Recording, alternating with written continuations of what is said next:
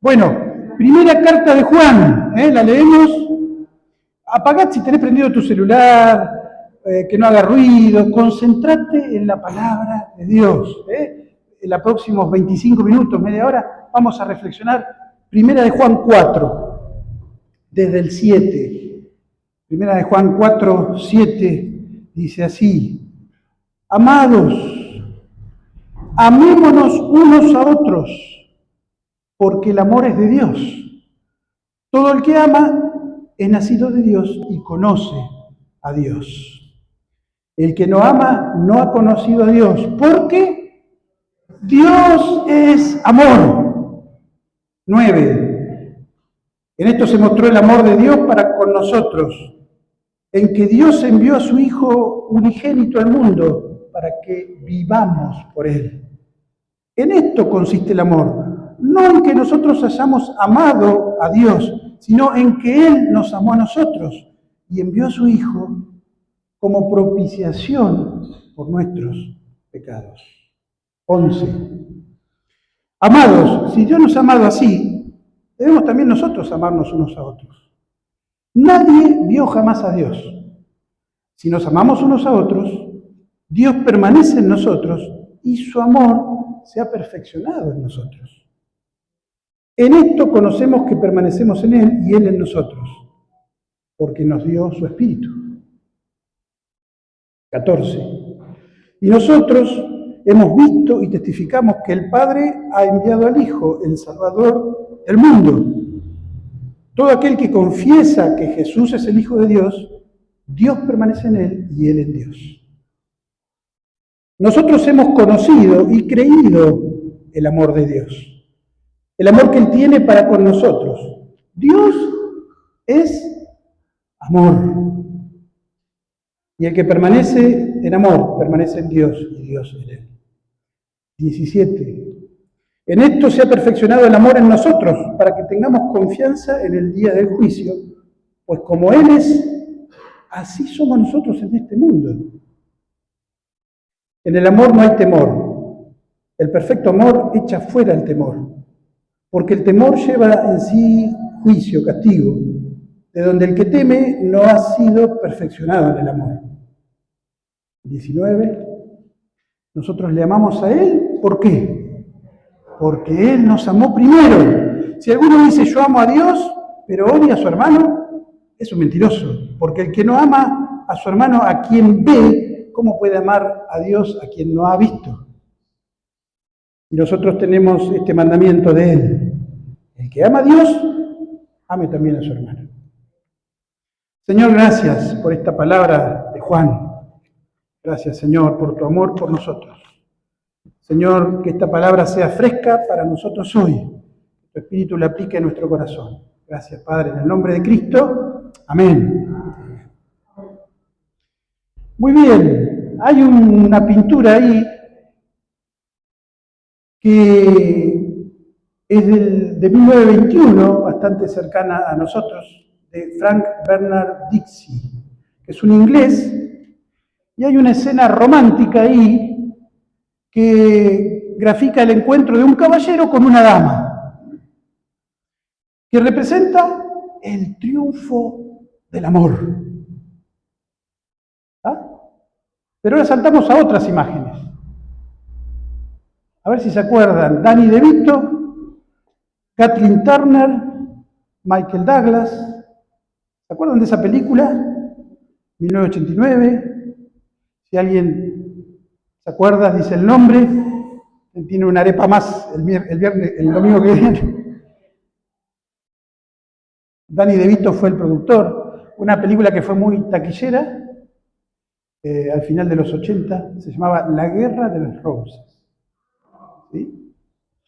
Y como para resumirles, ahora hay una versión nueva, mucho más suave, pero esta es una sátira, una comedia cruel, que en ese momento bombardeó la institución del matrimonio y del sueño americano en Estados Unidos, justo en la época en que Reagan era presidente. Y empieza con un romance apasionado de una pareja que forman un hogar, tienen hijos, son exitosos, tienen una tremenda mansión en Washington. Pero con el tiempo se oxidan, como dice Arjona, se oxida el amor, ella se vuelve una ama de casa frustrada, él se vuelve un tipo que por los negocios vivió y descuidó las relaciones, la familia, y empieza ahí una escalada, una guerra, que empieza con palabras hirientes y termina en una violencia psicótica extrema. Y no sé si alguno la vio, pero me acuerdo de una escena donde este hombre tenía un coche de colección americano carísimo y ella en un momento con su coche, ¡pum!, se lo choca. No hay vuelta atrás. Y la escena final es tremenda. Vienen de amacarse entre una terapeuta que trata con ellos y un abogado que trata un posible divorcio, pero ellos no se quieren divorciar. ¿Por qué? Porque se quieren quedar con esa mansión. ¿Sí? Entonces, la última escena, peleas todo el tiempo cada vez mayores, por una cuestión de correr, de tirarse cosas, quedan ambos colgados de una araña, uno de esos elementos luminosos en un tremendo salón, y los dos colgados ahí, siguen discutiendo, siguen haciéndose cosas, y de pronto los cables ceden, caen, y terminan los dos muertos por el golpe, por el impacto, por los vidrios, los cortes y demás. Y la última escena es muy significativa. Casi moribundos, él le toca a ella como diciendo, bueno, a pesar de todo esto, fuiste mi amor, y ella le quita el brazo de su cuerpo, ¿no? Tremendo. El amor no triunfó. Entonces, ¿por qué les hablo al empezar este tiempo de reflexión de este contraste? Porque el amor humano es así de frágil. Puede ser lo máximo en la vida y de pronto nos quedamos con nada, en la vía y debajo de un puente. Y este texto que hemos leído nos habla del amor de Dios. Y fíjate, podés pasar, acá están escenas de la película que decíamos. Fíjate cómo empieza este texto que hemos leído. Amados, amémonos unos a otros porque el amor es de Dios. Y después dice el 8, porque Dios es amor. Dice, nosotros hemos conocido y creído el amor que Dios tiene para con nosotros. Y dice, Dios es amor. Y el que permanece en el amor, permanece en Dios y Dios en él. Esta es la verdad que me gustaría que, si queda esto grabado, pero grabado en serio, en tu cabeza y en tu corazón, misión cumplida por hoy. Dios es amor. Tal vez uno de los atributos de Dios que más bien nos hacen, más nos gustan, ¿no es cierto?, recordar. Dios es amor. Ahora, Dios nos ama porque Él es amor. Se trata de Él, no de vos o yo, ¿no? O sea, no es que nos ama porque somos fáciles de amar, somos buenitos, somos lindos. Nos ama porque Él es amor, es parte de su esencia, de su ser. Dios es amor. Y Dios fue amor y será amor, siempre es amor, en la eternidad. Antes de que vos y yo, antes de que la creación existiera, ángeles, humanos, Dios es amor. Ahora, alguno podría decir, bueno, pero si no existía nada, solamente Él, ¿a quién amaba? ¿Qué les parece? ¿Cuál es la respuesta? ¿Por qué Dios es amor aunque no existían los humanos, los ángeles? ¿Por qué? Claro, ahí está el misterio de la Trinidad. Dios es una persona. No, un Dios, pero tres personas. Dios es singular y a la vez es plural. O sea, Dios es un Dios, pero no una persona. Dios es tres personas, pero no tres dioses. Dios es un Dios, tres personas. Y en sí mismo había amor. En la eternidad el Padre amaba al Hijo, el Hijo amaba al Padre, el Espíritu amaba al Hijo. Había un amor absoluto en el ser de Dios. ¿Me explico? Siempre Dios fue, es y será amor. Ahora, lo que quiero que veamos hoy es las implicancias de esta tremenda verdad de que Dios es amor. ¿Está bien? Vamos con tres implicancias. Vamos a la primera. Dios mostró ese amor. Dios no se quedó en el escritorio o con un remoto te dijo que te ama. No quedó en lo abstracto. Dios lo mostró en la historia. Fíjate lo que dice el versículo 9 y 10. En esto se mostró el amor de Dios. No en que nosotros lo hayamos amado a Él, en que Él envió al mundo a su Hijo único para que vivamos por Él. Versículo 9. Y el 10 dice, en esto consiste el amor, no en que nosotros hayamos amado a Dios, sino en que Él nos amó a nosotros y envió a su Hijo como propiciación de nuestros pecados. Dios mostró que te ama. La historia no se puede negar. San Martín cruzó los Andes. El amor de Dios no se puede negar. Envió a Cristo al mundo por vos.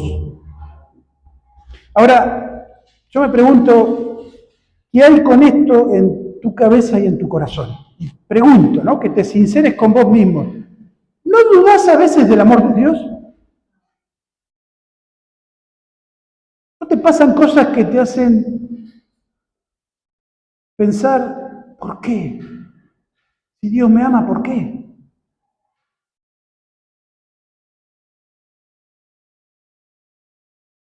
Dice más adelante, nosotros hemos creído este amor. A veces no sentimos el amor de Dios. ¿Alguna vez te pasó que no sentís el amor de Dios? Bueno, no se trata de sentirlo, se trata de creerlo, porque Dios te lo demostró cuando mandó a Jesús por vos. Aunque no lo sientas. A veces lo sentimos, a veces no, pero eso tiene que ver con si nos levantamos con el pie derecho o izquierdo, si nos pasan cosas en este mundo caído o no. Pero Dios te ama, nada va a cambiar eso, y lo demostró en la máxima forma en que se puede mostrar amor, dando a su Hijo por vos. Ahora, a veces podemos reaccionar raro a este amor. Una forma es esta que dijimos, dudar del amor de Dios. Otra puede ser abusar del amor de Dios. Nunca dijiste, bueno, me doy permiso para hacer esto, total Dios me ama. También a veces podemos abusar del amor de Dios.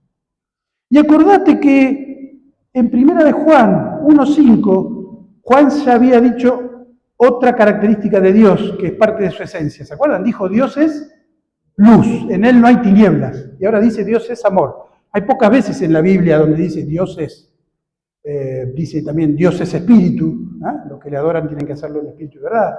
Dios es amor, Dios es luz. Ahora estas dos verdades van juntas.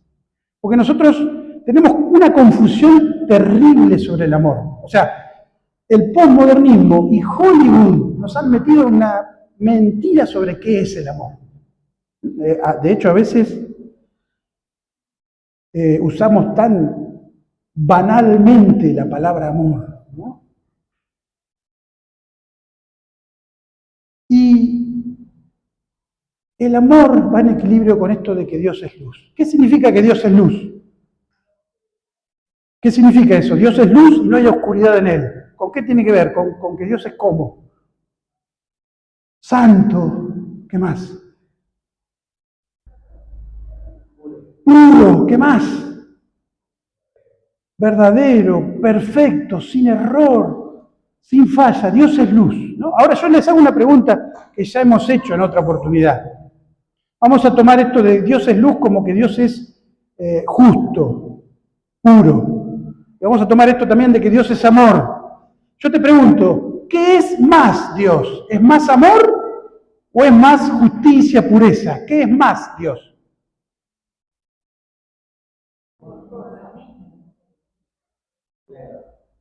¿Eh? Bueno, muy bien, hemos aprendido, ¿no? Dios es infinito, no podemos medir a Dios, por tanto sus características también son infinitas. Dios es infinitamente amoroso, pero Dios es infinitamente luz, santidad, justicia. ¿Vamos bien? Entonces,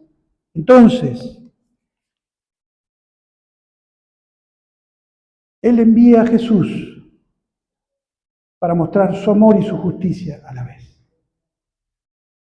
Y dice el versículo 14 que Él es la propiciación por nuestros pecados. ¿Se acuerdan que lo habíamos visto? La propiciación es eso, lo que tenemos en la izquierda. Jesús poniéndose en el medio entre el castigo, el juicio y yo. Eso es la propiciación. O como tenemos ahí en la izquierda de este lado, ¿qué hay ahí? Un pararrayos. ¿Qué hace el pararrayos? Absorbe el efecto de un rayo para que no destruya nada. En la cruz, el juicio de Dios fue absorbido para que no caiga sobre vos. Eso significa propiciación.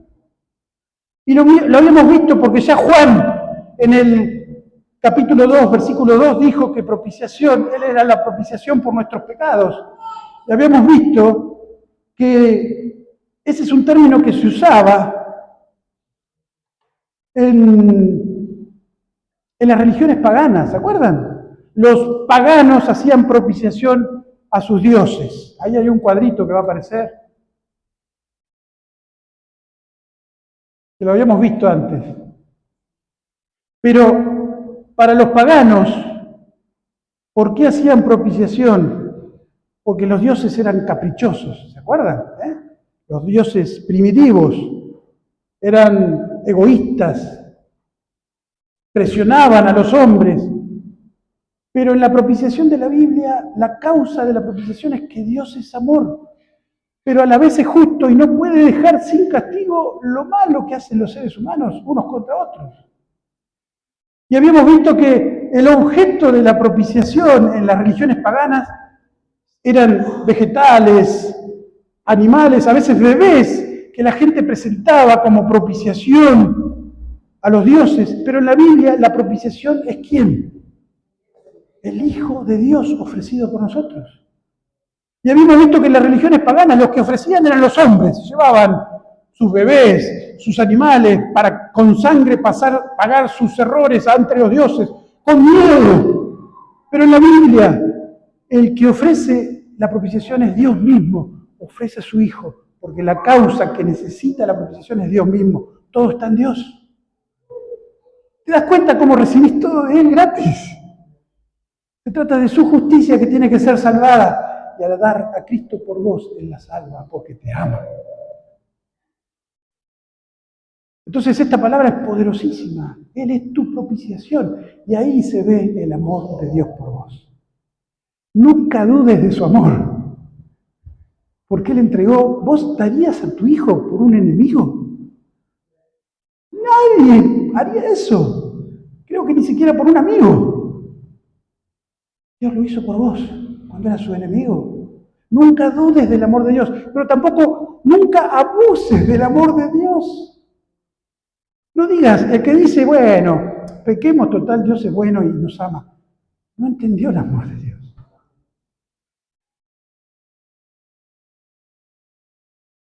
Y por eso la segunda verdad que vamos a ver ahora, la segunda implicancia del amor, es que Dios nos pide que le amemos a Él y a los demás.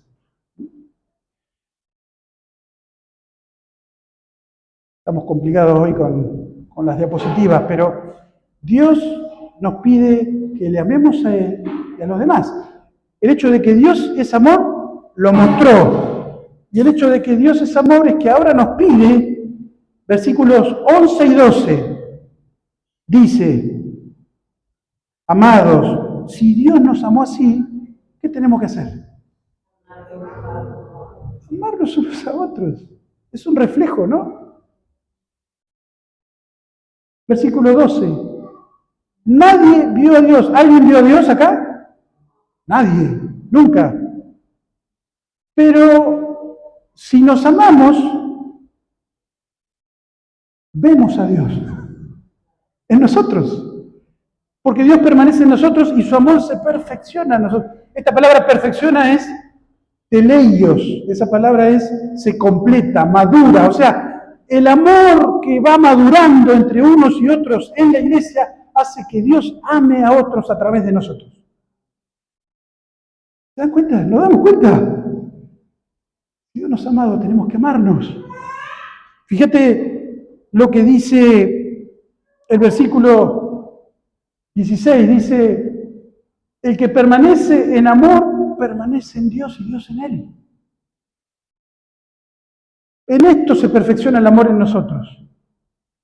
Y fíjate lo que dice, como Él es, así somos nosotros en el mundo. Si Él es amor, sus hijos tenemos que amar.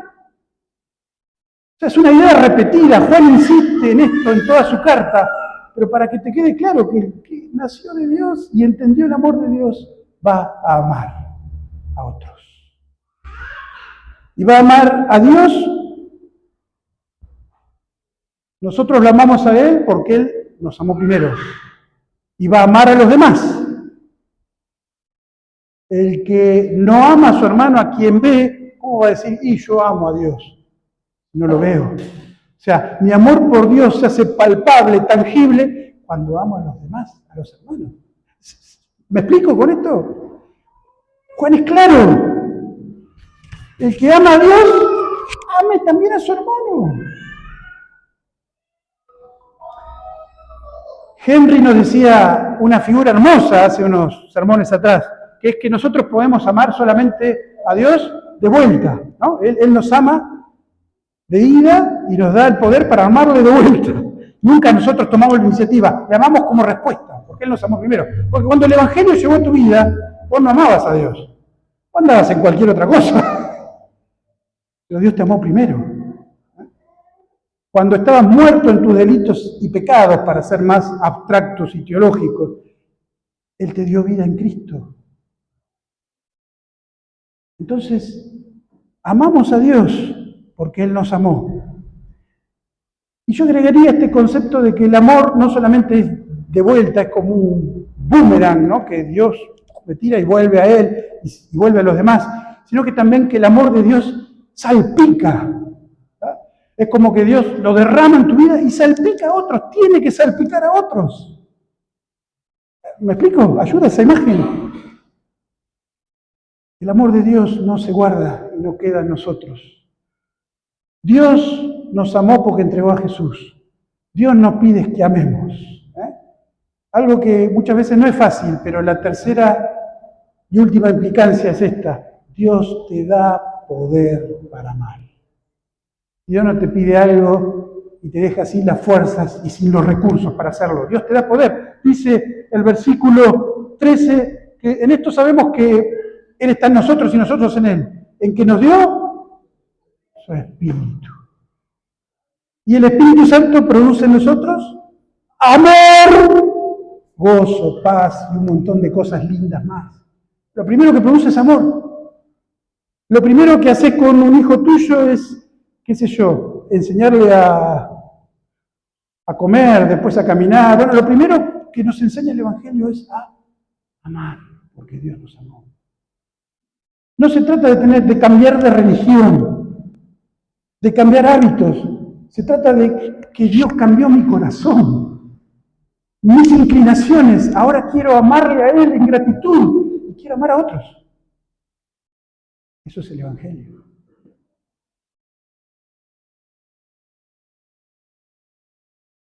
Spurgeon decía que un cristiano que no ama es como un fuego que no da calor. Claro, imposible.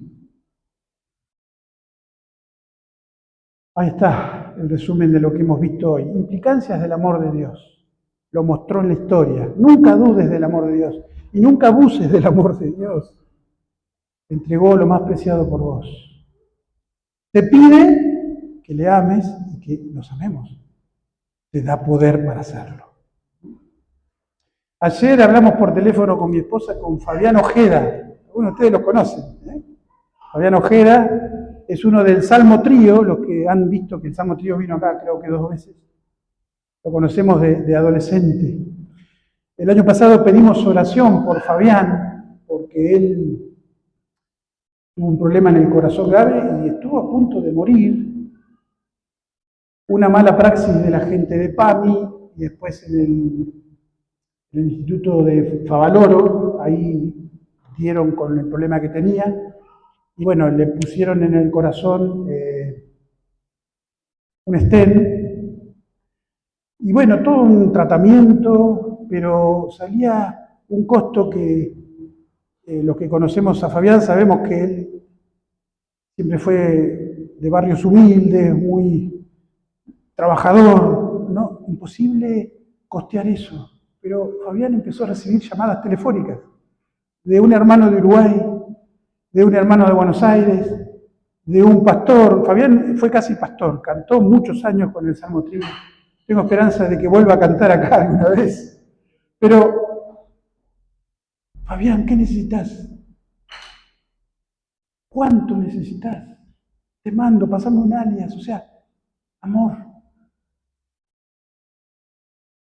¿Qué estaba haciendo Fabián? Estaba cosechando toda su vivencia de iglesia de años. Esa era su iglesia, no era una iglesia de paredes, de miembros oficiales, era la iglesia que Fabián tuvo emocionalmente en toda su vida y ahora estaba actuando en amor. Eso es el amor. Entonces, yo quiero que vos pienses en este momento en esas 2 preguntas prácticas. Ahora, que pienses en vos. ¿Podés pensar en vos un ratito? ¿Cómo respondés hoy al amor que Dios te tuvo y te tiene? ¿Cómo estás respondiendo?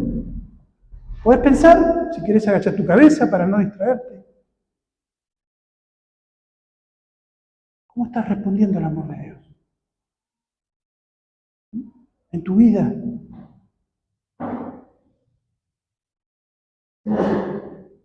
Te estás permitiendo cosas que claramente no van. O sea, renuncia a esas cosas. Él renunció a la gloria por vos. ¿Cómo respondés al amor de Dios?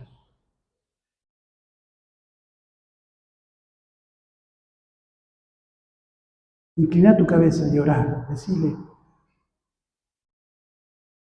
al Señor que perdone nuestra falta de amor hacia Él. Amor en respuesta, ¿no?